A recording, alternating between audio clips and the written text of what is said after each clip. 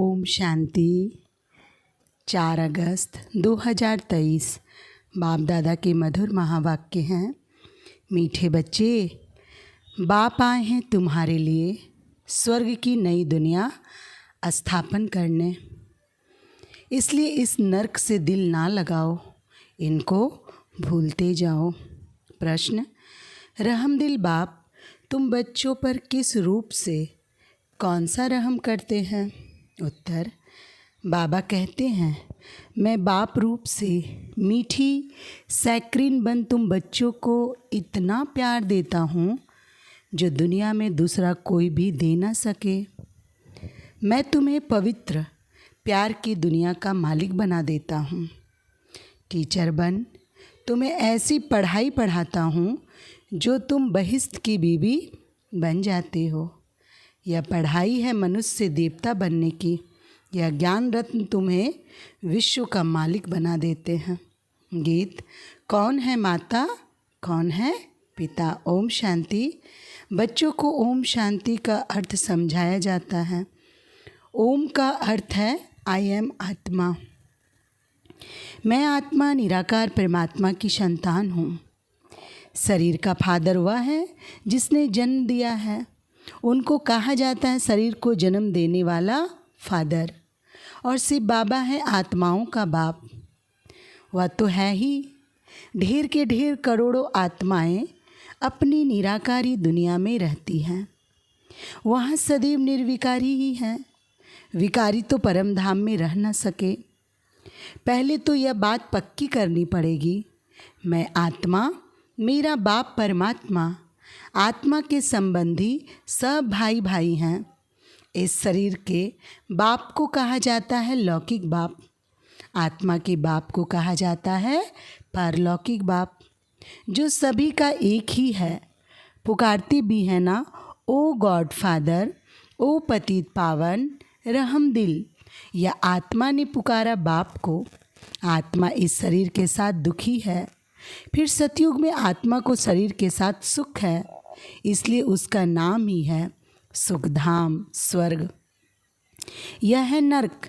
गाया भी जाता है न, दुख में सिमरन सब करे। याद करते हैं पतित पावन को। समझते हैं पतित पावन बाप ऊपर परम धाम में रहता है। गंगा को पतित पावनी नहीं कहेंगे। गंगा को तो इन आँखों से देखा जाता है। निराकार बाप को अथवा आत्मा को नहीं देखा जा सकता। परमपिता परमात्मा प्राणदाता, जो दिव्य चक्षु विधाता हैं, उनको कहा जाता है ओ गॉड फादर, क्रिएटर। अच्छा, फिर मदर कहाँ से आई? मदर बिगर बाप सृष्टि की रचना कैसे रचे?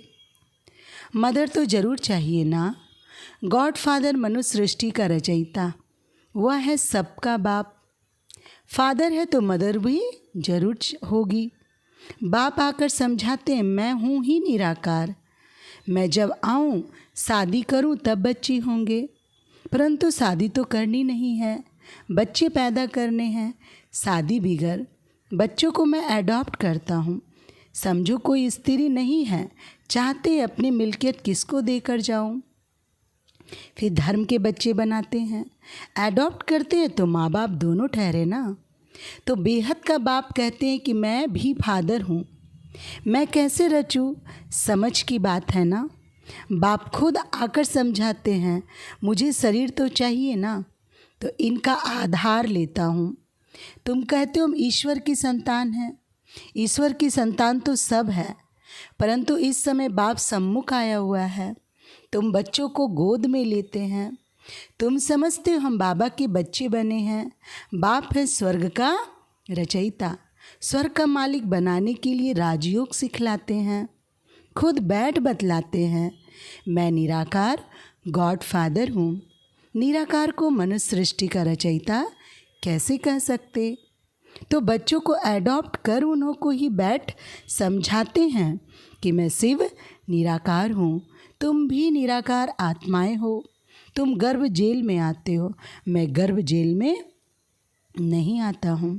तुम्हारे लिए आधा कल्प गर्भ महल, आधा कल्प है गर्भ जेल, क्योंकि आधा कल्प माया रावण पाप कराती है।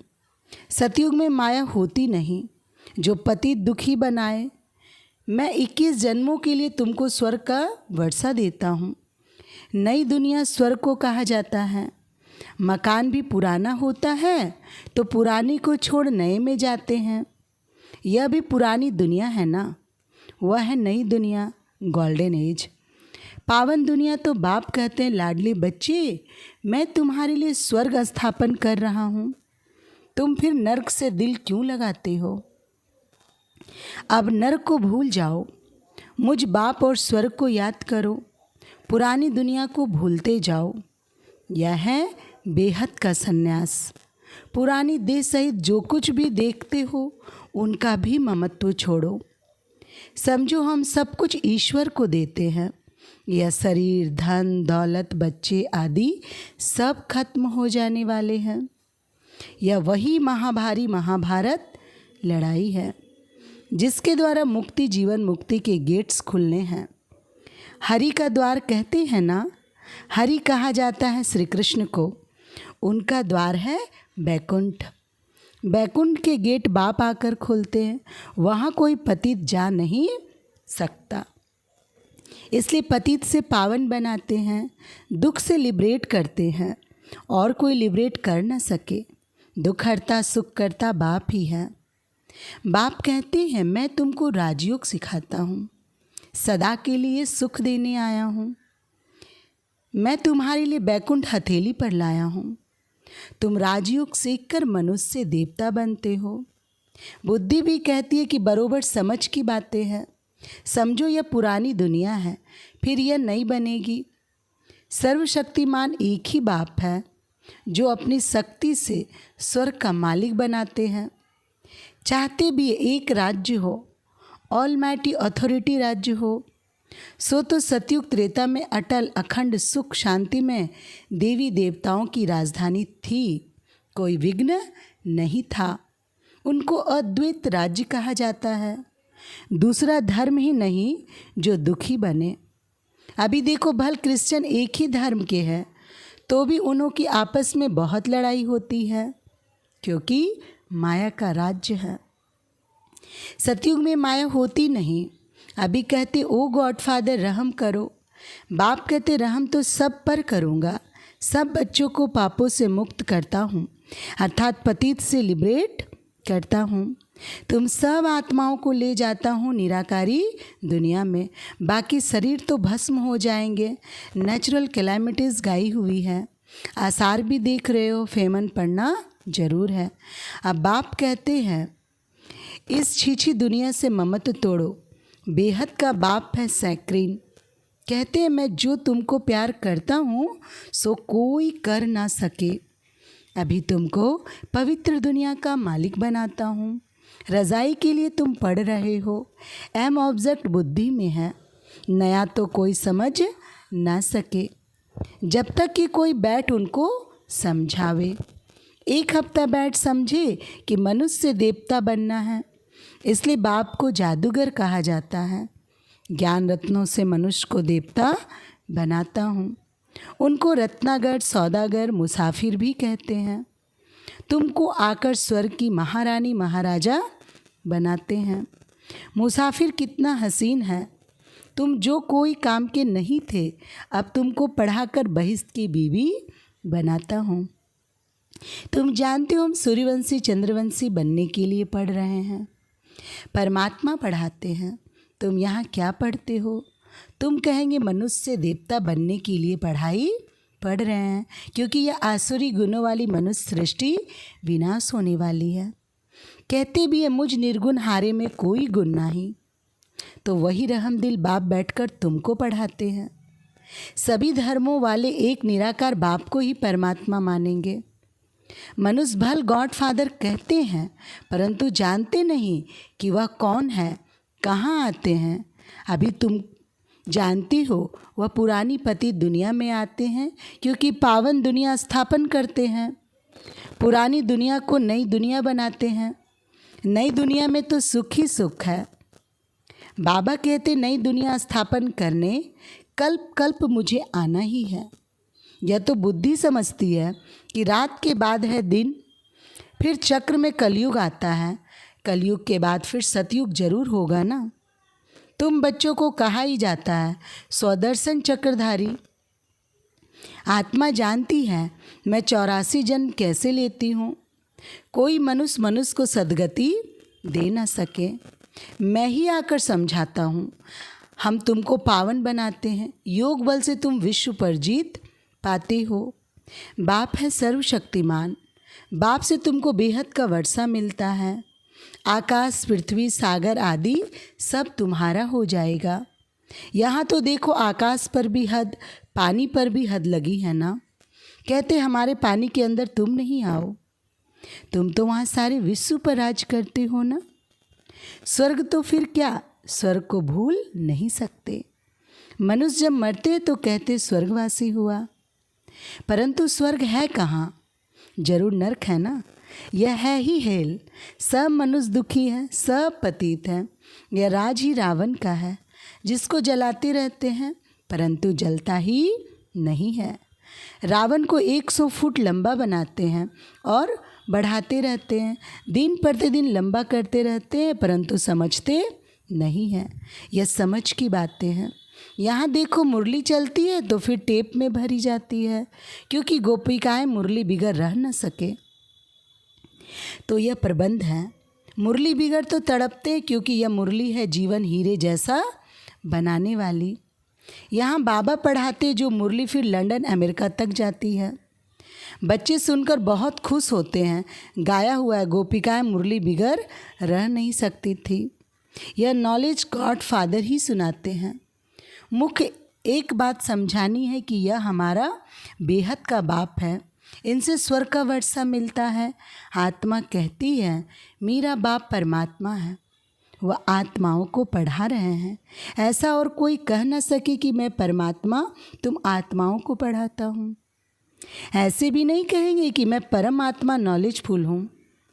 तुम बच्चों को बहुत अच्छी रीति समझाया जाता है, परंतु सबकी बुद्धि एक रस तो नहीं होती है। कोई की सतो प्रधान बुद्धि है, कोई की सतो रजो तमो। इसमें टीचर क्या करेंगे? टीचर कहेंगे पढ़ाई पर पूरा अटेंशन नहीं देते थे।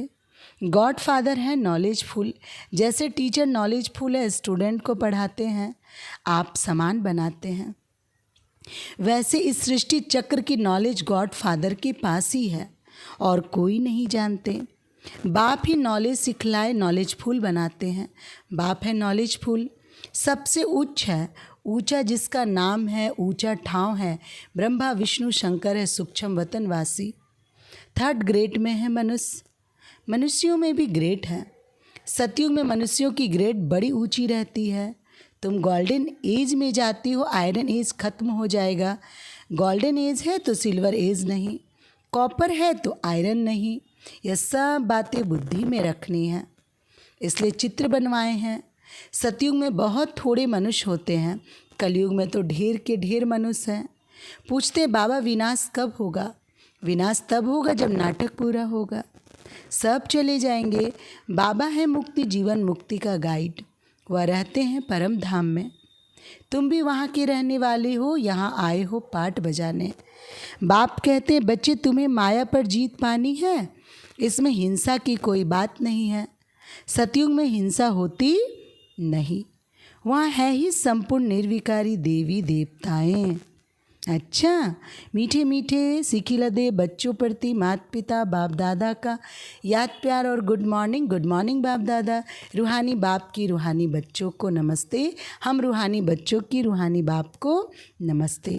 धारणा के लिए मुख्य सार, पहली पॉइंट, बुद्धि से बेहद का संन्यास करना है। पुरानी देह सहित जो कुछ इन आँखों से दिखाई देता है उनसे ममत्व निकाल बाप और स्वर्ग को याद करना है। दूसरी पॉइंट, पढ़ाई को अच्छी रीति धारण कर बुद्धि को सतो प्रधान बनाना है। मुरली ही पढ़ाई है, मुरली पर बहुत बहुत ध्यान देना है। वरदान, भाग्य की नई नई स्मृतियाँ द्वारा पुरुषार्थ में रमणीकता का अनुभव करने वाले मन दुरुस्त भव। स्पष्टीकरण, ब्राह्मण जीवन में लास्ट जन्म होने के कारण शरीर से चाहे कितने भी कमज़ोर या बीमार हैं, लेकिन मन सबका दुरुस्त है, उमंग उत्साह से उड़ने वाला है। पावरफुल मन की निशानी है सेकंड में जहाँ चाहे वहाँ पहुँच जाए। इसके लिए सदा अपने भाग्य के गीत गाते उड़ते रहो। अमृत वेले से भाग्य की नई नई बातें स्मृति में लाओ। कभी किसी प्राप्ति को सामने रखो, कभी किसी, तो पुरुषार्थ में रमणीकता आ जाएगी। बोर नहीं होंगे, नवीनता का अनुभव करेंगे। स्लोगन है आज का, आगे पीछे सोच समझकर हर कर्म करो तो सफलता प्राप्त होती रहेगी। अच्छा, ओम शांति।